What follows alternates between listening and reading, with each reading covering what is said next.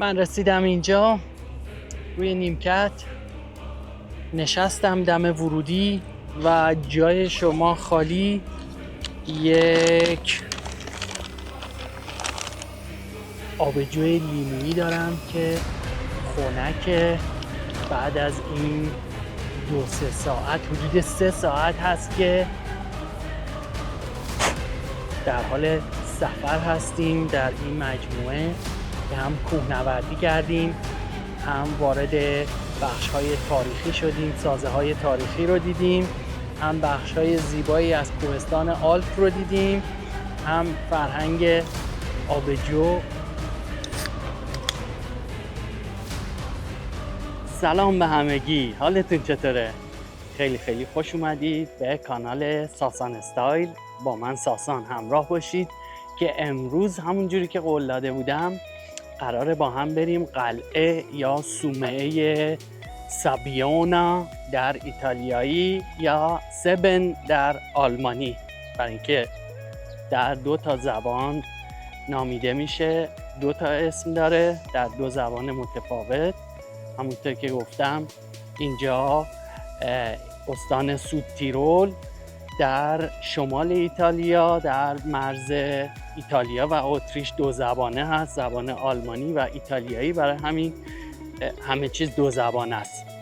خب من از خونه راه افتادم، بریم که با هم برسیم به قلعه و امیدوارم که لذت ببرید. اگر دوست داشتید حتما لایک و سابسکرایب بکنید ویدیو رو تا با هم بخشای جذاب آلپ رو بتونیم ببینیم در ویدیوی فارسی زبان.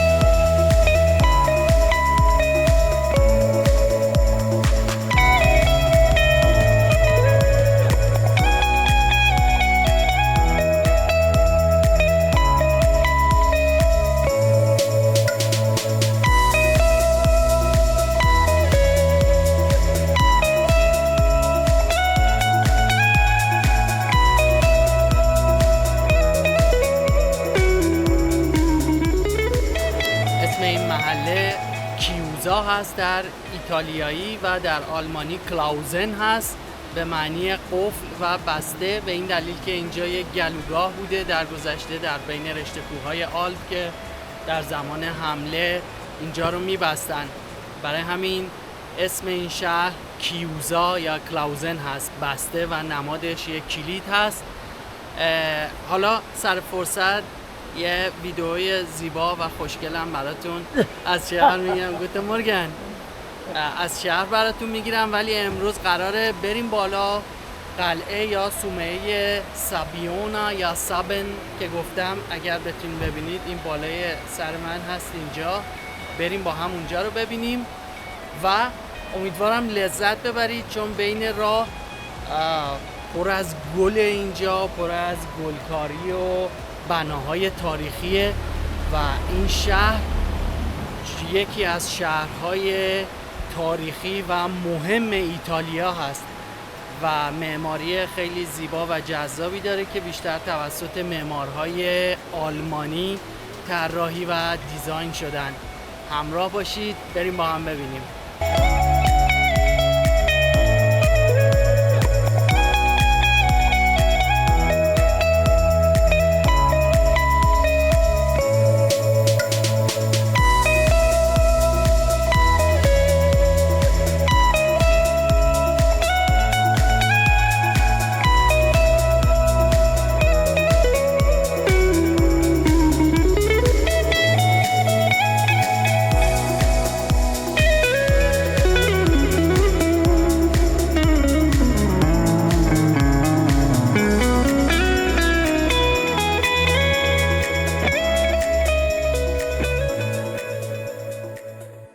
همچنان این کوچه‌ای که واردش میشیم تا انتهای کوچه بخش معمولی یا عادی شهر هست، بخش که درش زندگی میکنن و از اون به بعد از ابتدای پله ها شروع میکنیم به بالا رفتن و رسیدن به قلعه یا صومعه سابیونا که حدود نیم ساعت پیاده روی داره که از کوه میریم بالا، ولی خب مسیرش خیلی سخت نیست.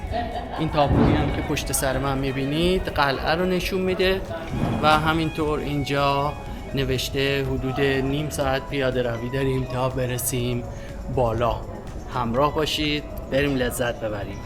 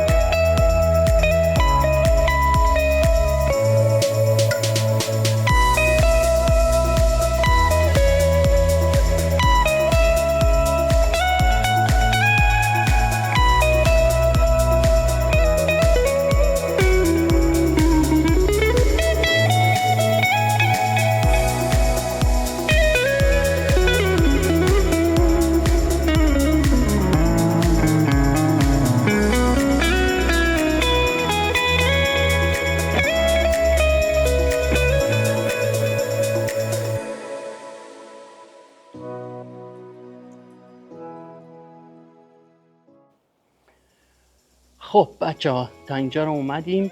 اینجا رسیدیم به ورودی مسیر که پله ها شروع میشن و سربالایی شروع میشه. توی مسیر همینطور که اینجا براتون به تصویر کشیدم مجسمه چوبی عیسی هست که به صلیب کشیده شده. این جزوی بنده خدای بی پدر رو همه جا به صلیب کشیدن. اینجا خیلی وجود داره از این مجسمه و اینجا تحت اختیار مسیحیان کاتولیک بوده و کلیسا یا صومعه‌ای هم که داریم بهش میریم و قلعه ها تحت اختیار مسیحیان کاتولیک بوده که همچنان هست و برای همین نمادها و سمبول‌های دین مسیحیت مثل مجسمه ها، تابلوهای نقاشی و نمادهای یادبود مثل سازه ها رو زیاد میبینیم. همراه باشیم بریم با هم ببینیم.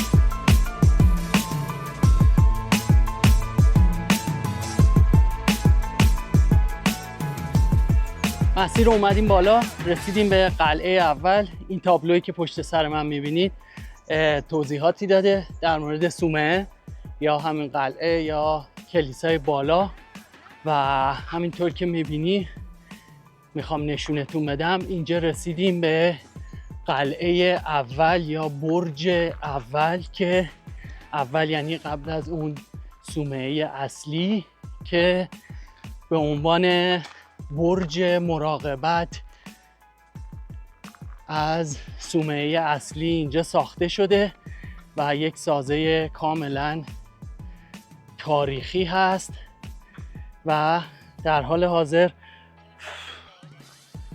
به عنوان یک ملک شخصی درش زندگی میکنن که اگر بتونیم ببینیم پشت سر من باغدار هستن، باغهای انگور هست اینجا در دو طرف و قلعه بسیار زیبا و تاریخیه و این هم باز یکی دیگه از نمادهای مسیحیت، یکی از سازه ها و همینطور مجسمه عیسی که باز به صلیب کشیده شده اینجا، بنده خدا. و بریم که ادامه رو داشته باشیم.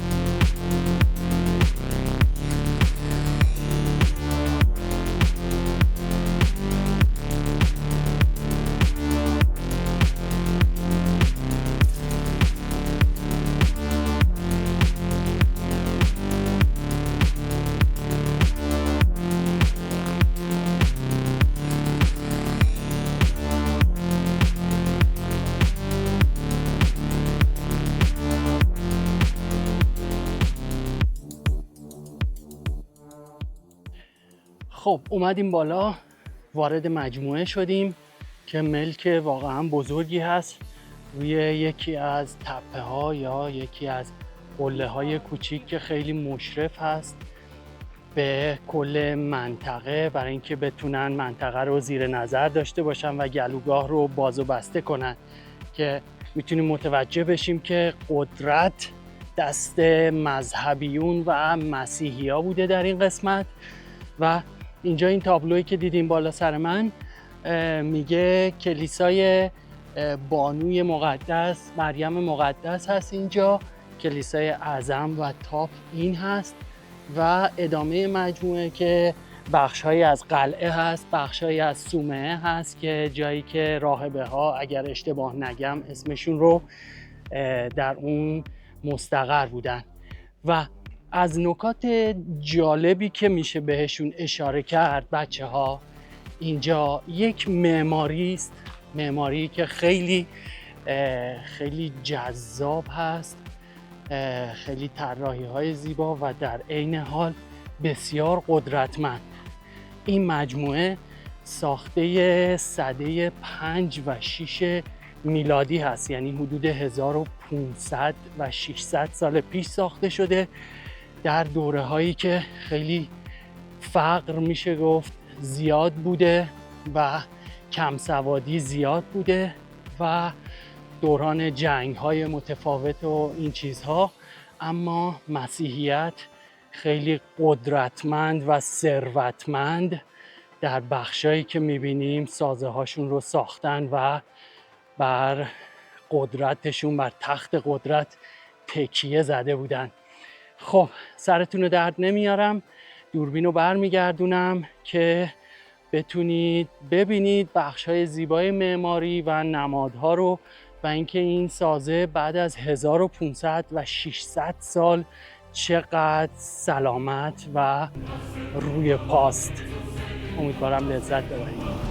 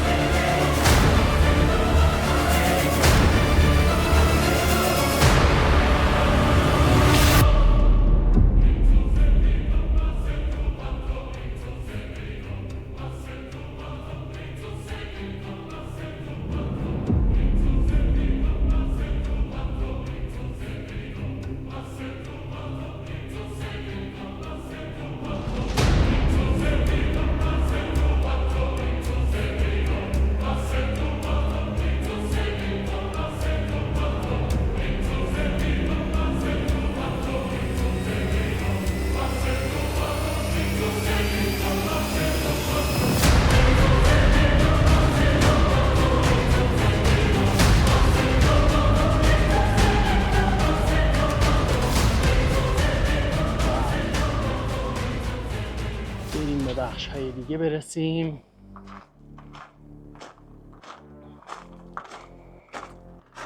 ببینیم که چه اینکه دیوار قلعه هست. ما از اون سمت روبرو یا مقابل وارد شدیم و اینجا هم میتونیم ویو این سازه رو ببینیم که شهر رو به خوبی زیر نظر داره و شهرهای اطراف که روی کوهستان دیده میشن. چقدر زیبان این کوهستان‌های آلپ. جای همگیتون خالی و این هم یک مسیر پله‌ای هست که از اینجا میشه بری پایین و دور بزنی بری داخل باغی که مربوط به همین ساختمون یا همین ملک هست. و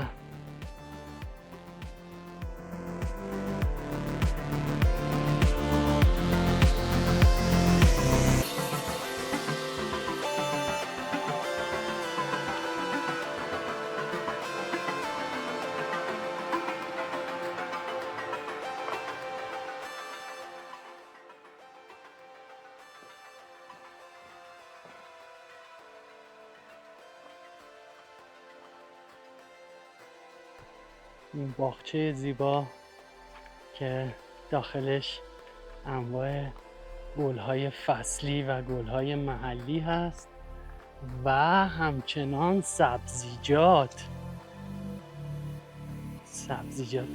خوراکی خیلی خیلی خوشمزه، گوجه، کاهو، کلم و ویو زیبایی که در اطراف می‌بینیم همچنان از کوهستان آلپ.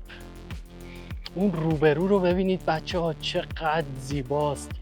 اون محله های روی کوهستان یکم زوم کنم براتون بتونیم ببینین. این قسمت های پایینی رو هم اگر بتونید ببینید باغ هایی هستن که انقدر منظم طراحی شدن و محله ها و ساختمان های در دل کوهستان. اینجا هم پایین همون رودخونه ای هست که از کنارش شروع کردیم اومدیم و بالا رو میتونستیم ببینیم.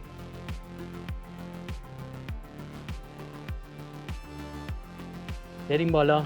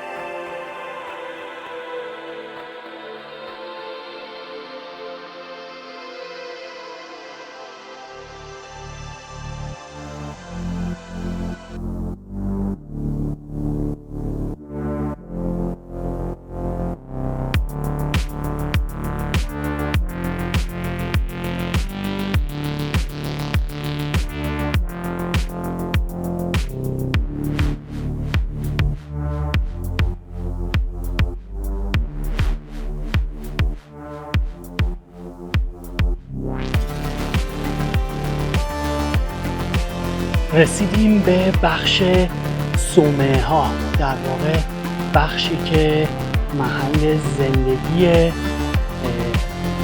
افراد مذهبی و راهبه ها که زندگی میکردن اینجا. اون بخشی که دیدیم کلیسای اصلی بود و از کنار قلعه اومدیم بالا و اینجا جاییه که درش زندگی میکردن و به کارهای روزمرهشون میرسیدن.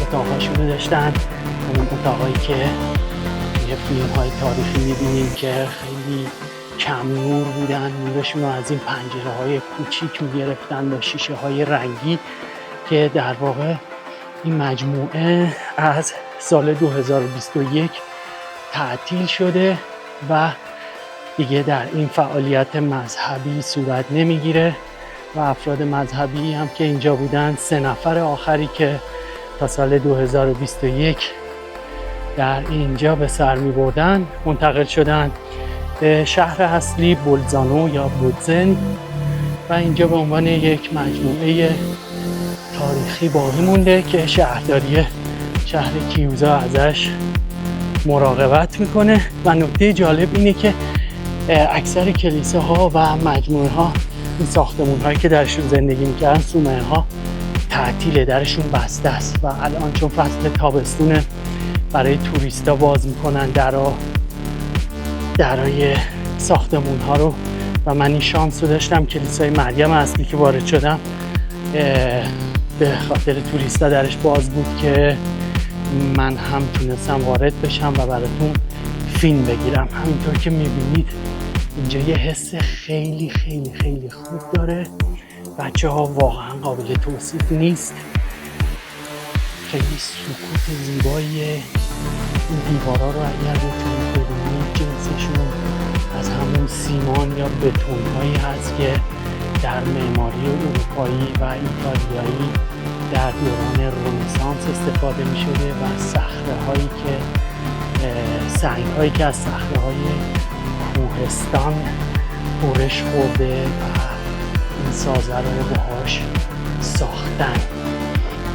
همینطور ادامه میدیم بریم بالا. فکر میکنم یک کلیسای دیگه بالا داشته باشیم که بتونیم ببینیمش، ولی خب یک کلیسای کوچیک هست که فکر میکنم خود مذهبی هایی که این داخل بودن ازش استفاده میکردن به عنوان کلیسای اصلی که مراسم های رسمی درش برگزار شده نیست.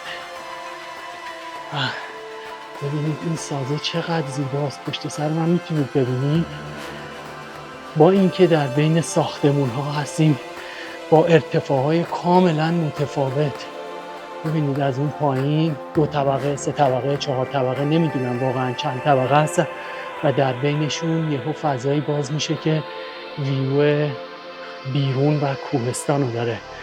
و اینجا هم که میخوایم وارد شیم پشت سر من ببینید که خب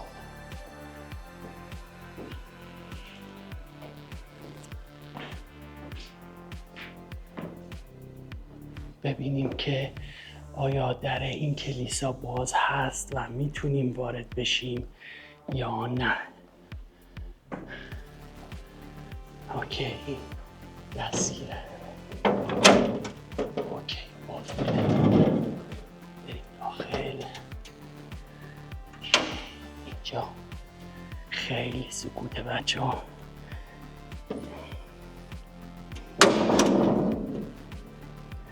وای این دره چقدر خفنه. فکر کنید این در 1500 سال سن داره و هنوز داره کار میکنه. چقدر لذت بخشه. و مایی که فقط از تاریخمون و تمدنمون میبافیم، فقط میبافیم. بریم بهتون نشون بدم، دوربینو بچرخونم.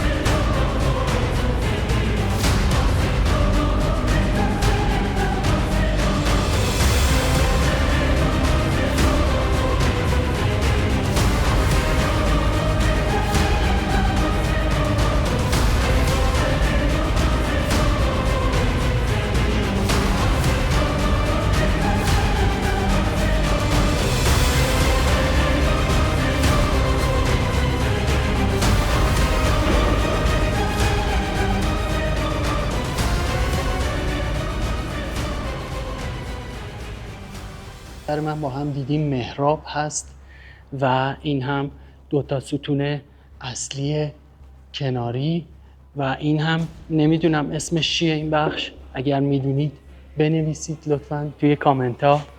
و اینجا فکر میکنم که شاید داور وای میستاده. من واقعا به یه سری نکات دینی و مذهبی خندم میگیره چون خیلی جالبن. اصلا قصد توهین ندارم، خدایی نکرده، تمام تفکرات قابل احترام هستن و هر کدوممون هم در یک سطح آگاهی و تفکری هستیم که واقعا به همدیگه توهین نکنیم، همدیگه رو قضاوت نکنیم. ولی خب من کمی شوخی میکنم که تفکر و ایده خودم هست، بتونیم با هم بیشتر آشنا بشیم و اینکه کمی هم فان داشته باشیم. خب اون که گفتیم جاییه که داور وای میساده احتمالاً. اینجا هم که این اتاقک اعتراف هست، همینطور که میبینید وایدرش باز شد، ریختم. خب اینم که اینجا دیدیم که احتمالاً نیمکت ذخیره نشیناه و اینم که نیمکت بچه های بازیکن بوده که حالا به دعا و مراسم دیگه میرسیدن. بریم بیرون، بریم بخشای دیگر هم ببینیم که دیگه تقریباً به آخرای سازه ها رسیدیم. ولی این دره چقدر جذاب بود. بیاین با هم بریم، دوربینو نمیچرخونم، خیلی حس خوبی داره. فکر کنین دارید دست میزنی به 1500 سال گذشته.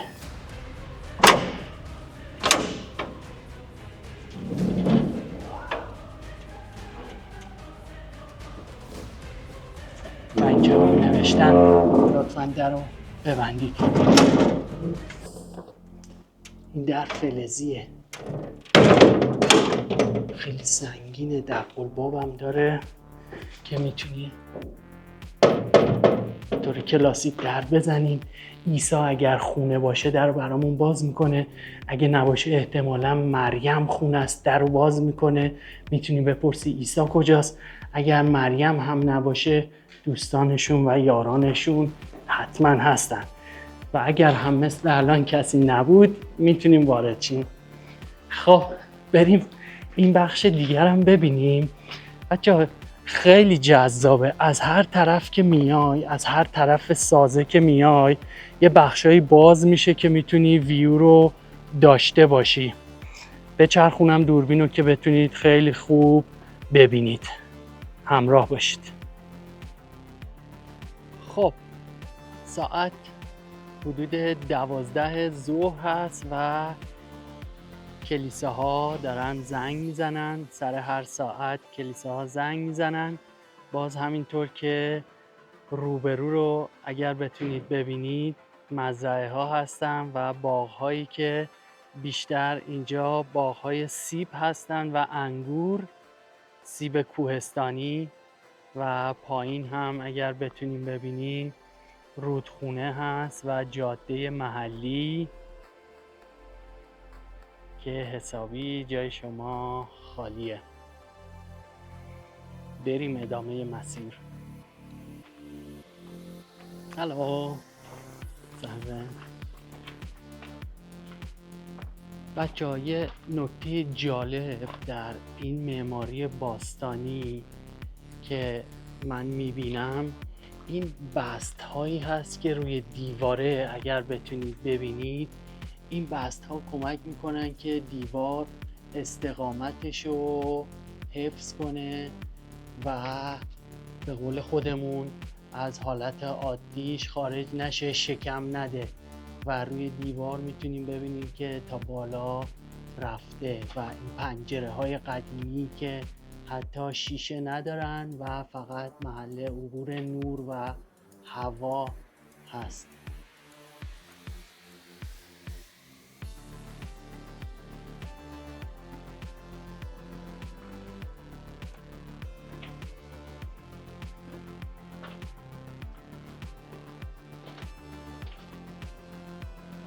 خیلی حس جالبی داره اینجا، این راه‌های باریک که میشه ازشون گذر کنی و اینجا هم شبیه یک مقبره هست اگر بتونید ببینید.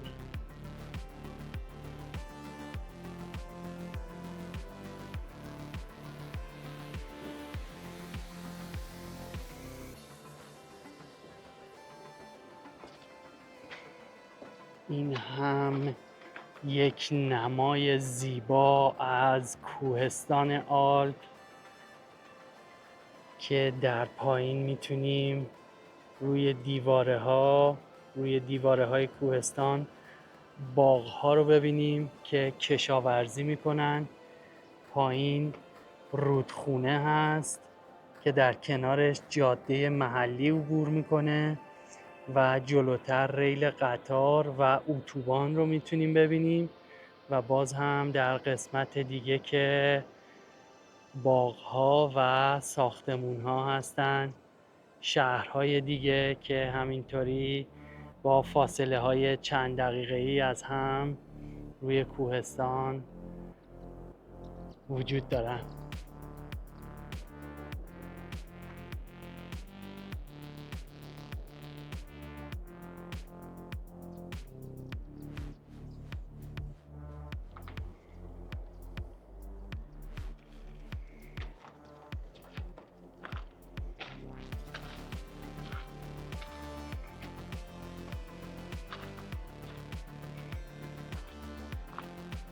این هواکش چوبی رو ببینید که چقدر زیبا و سلامته.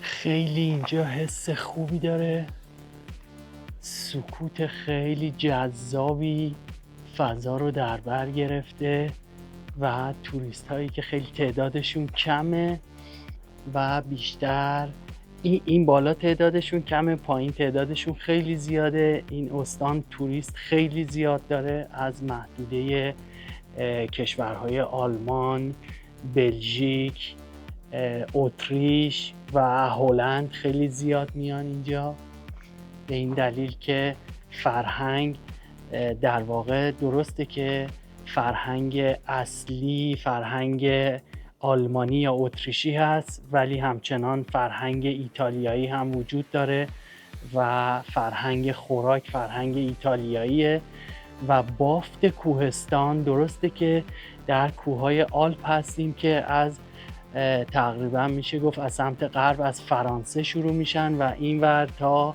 انتهای بخش شمالی به سمت شرق ایتالیا میرن، ولی بافت خیلی جذابی داره. کوههای آلپ همچنان در اتریش هم هستن، ولی اینجا بافت کوهها خیلی نرمتره و فرم خاص خودشو داره، برای همین توریست های خیلی زیادی میان اینجا برای گردش. هالو، بریم پایین. این قسمت رو دور زدیم با هم.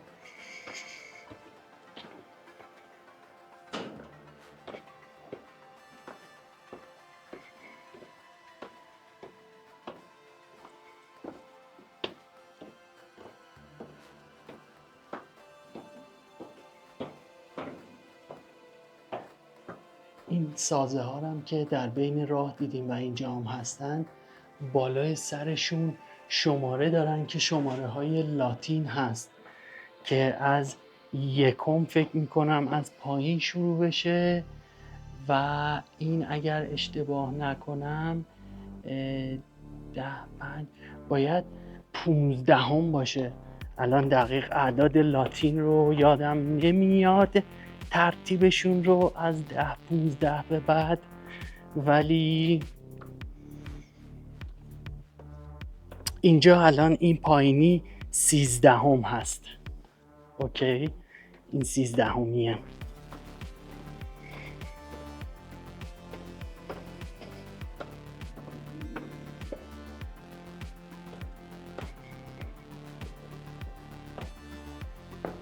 هلو. خب بریم پایین تر.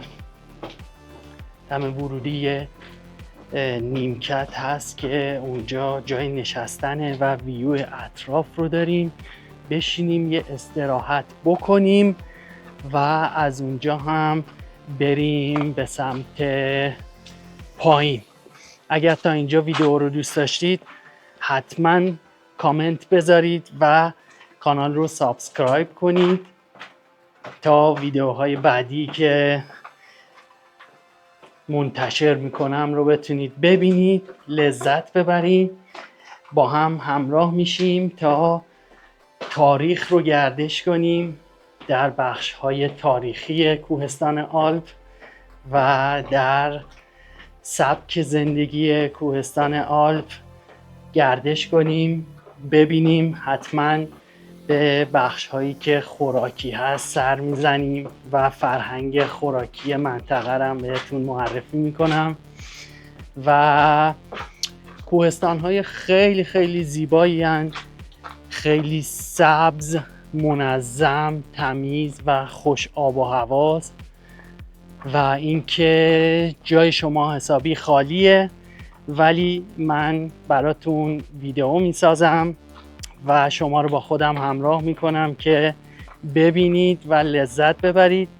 امیدوارم که تونسته باشم حس این فضا رو بهتون منتقل کنم توسط ویدیو و لطفاً توی کامنت ها بنویسید که کدوم قسمت ها رو دوست دارید، کدوم قسمت ها جا مونده دوست دارید بیشتر بدونید، بیشتر براتون توضیح بدم یا بیشتر فوکوس کنیم روی قسمت های متفاوت و اینکه لذت ببرید.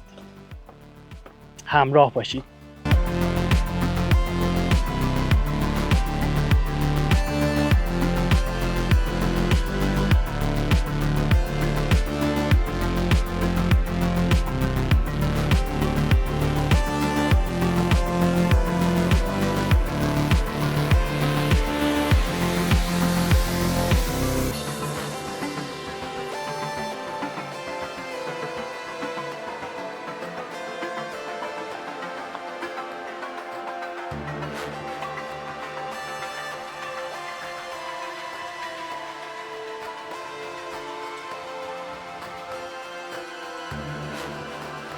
من رسیدم اینجا روی نیمکت، نشستم دم ورودی و جای شما خالی. یک آبجوی لیمویی دارم که خنکه. بعد از این 2-3 ساعت، حدود 3 ساعت هست که در حال سفر هستیم در این مجموعه که هم کوهنوردی کردیم، هم وارد بخش‌های تاریخی شدیم، سازه‌های تاریخی رو دیدیم، هم بخش‌های زیبایی از کوهستان آلپ رو دیدیم، هم فرهنگ آبجو.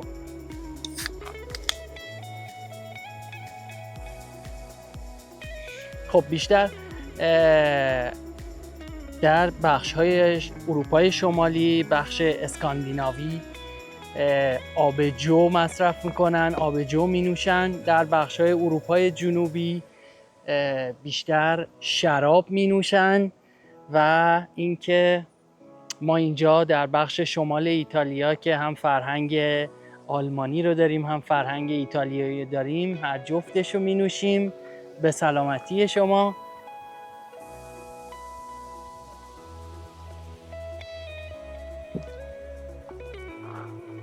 امیدوارم که از این ویدیو لذت برده باشید. باز هم حتما نظراتتون رو بنویسید توی کامنت ها، برام خوشحال میشم. و اینکه حتی یه کامنت ساده که دوست داشتید. بخش زیبایی از زمین اینجا و کوهستان‌های جذاب و معروفی هست و فرهنگ خیلی شیک و تمیز و بسته، نسبتاً بسته اروپایی. و میبوسمتون تا ویدئوی بعدی.